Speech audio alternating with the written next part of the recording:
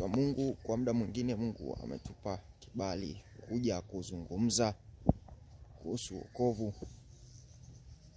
Kuna namna ambao watu huwa wanajiuliza mara nyingi, kwa nini watu wengi kwenye imani huanza vizuri na mwishowe hufifia ama kuiacha imani kabisa.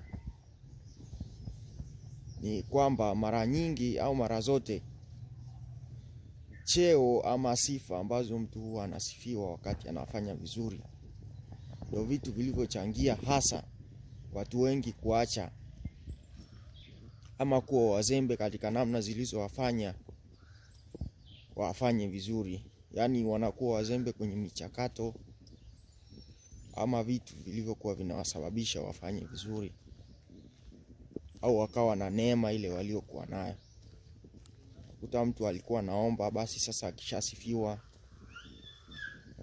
anakuwa mzembe, hafanyi tena. Alikuwa anafunga, lakini akishasifiwa unakuta hafanyi tena. Sasa vile ndio vitu huwa vinasababisha mtu ashindwe kuendelea, na hatimaye imani husika mtu huiacha kabisa. Nazungumza hivi tukiwa na maana ya kwamba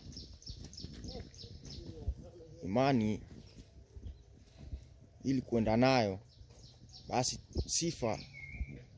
sifa sitaki kuzipokea. Ni kweli katika kuongea vizuri, labda katika namna fulani ambayo Mungu ataniwezesha, kuna namna watu wanaweza wajisikie vizuri